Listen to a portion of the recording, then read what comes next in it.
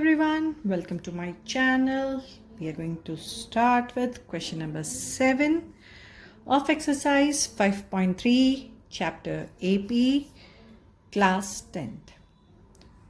Find the sum of first 22 terms of an AP in which difference is 7 and 22nd term is 149.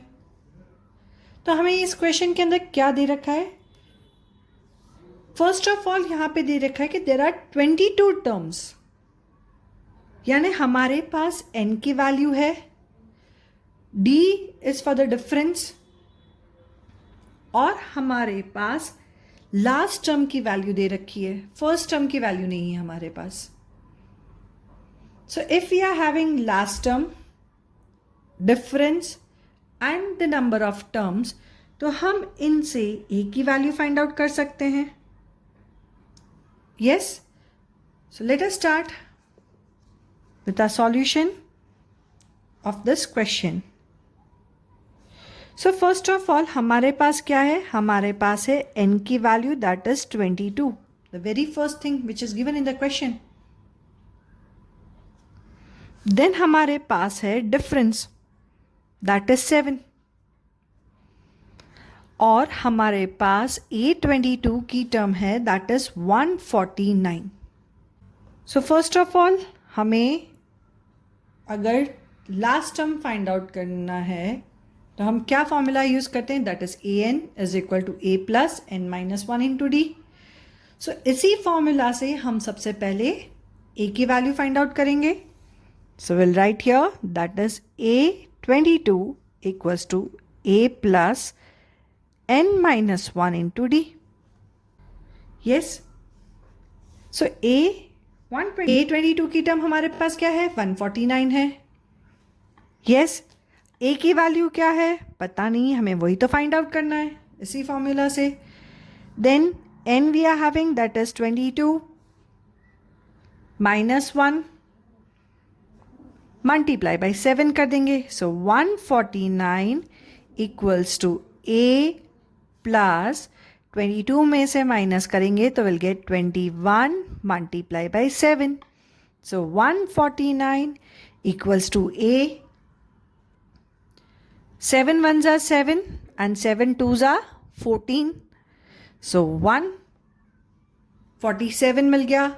अब A की value के लिए हम क्या करेंगे? दैट इज 149 में से 147 को हम सबट्रैक्ट कर देंगे.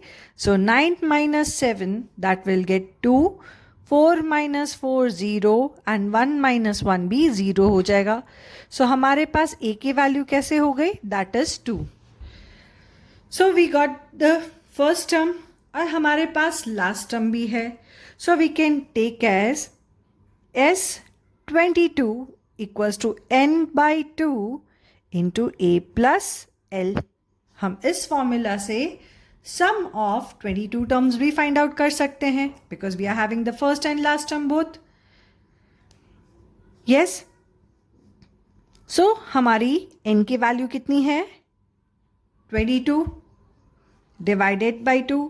a हमें मिल गया 2.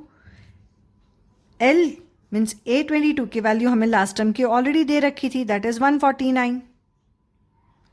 यस.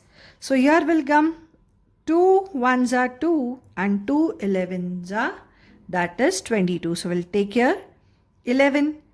Yes. And 2 plus 149, तो हमें क्या मिलेगा? 151. Yes. So 151 को अब हमें किससे करना है? 11 से मल्टीप्लाई करना है. So let us find out कैसे होता है. So here we will take, that is 11 को हम मल्टीप्लाई करेंगे 151 से.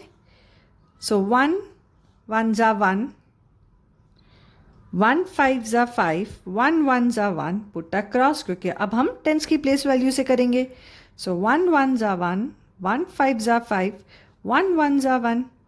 सो will get that is 1661. Yes. So हमारा S22 की वैल्यू हो गई, that is 1661, and our question 7 solution is done. So please don't forget to like, subscribe my channel